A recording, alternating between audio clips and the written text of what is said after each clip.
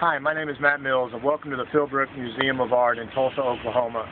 That's where we are today to look at this statue called the Chiricahua Apache Prayer.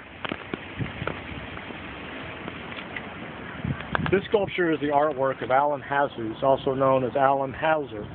Mr. Houser was from the Chiricahua Apache Indian tribe. His father, Sam Houser, was in the tribe of the Warm Springs Chiricahua, whose leader was Geronimo. As a result, he was interred in a prisoner of war camp in St. Augustine, Florida for 27 years. Alan was born in 1914 and in 1934 entered the painting school of the Santa Fe Indian School. In 1962, he joined the faculty at the Institute of American Indian Arts in Santa Fe. This piece was commissioned in 1994 and was one of the last ones completed prior to his death in the same year. The sculpture is made of bronze and depicts a Native American in full headdress and breastplate standing on a rock. He is looking upward with his arms almost straight in front of him, palms in prayer. His mouth is open, indicating he is praying out loud.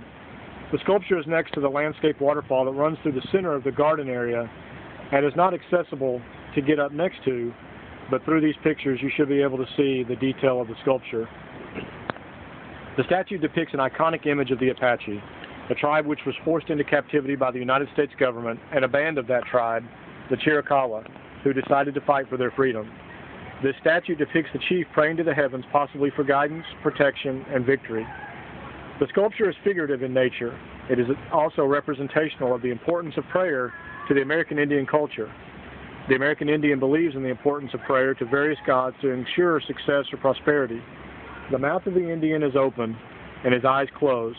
His head is tilted upward toward the heavens, representing the intensity of the prayer. Stylistically, there are some parallels with the late 19th century work of Paul Gauguin and his interest in the native people of Oceania.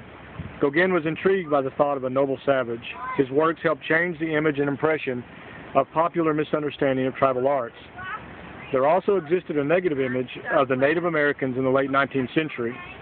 In this time, the Native Americans were also considered to be savage and almost non-human. This sculpture shows a vulnerability and openness that was not evident to the general population. I believe this sculpture helps to define the importance of the Native Americans and lend respect and honor to their culture. I selected this piece for a number of reasons.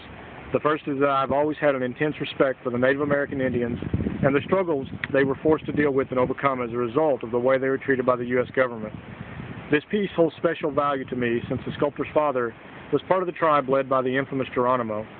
As a military history buff, I have a healthy respect for the military tactician skills that Geronimo possessed and utilized. I hope you've enjoyed this visit to the Philbrook Museum of Arts in Tulsa, Oklahoma. Thank you for your time.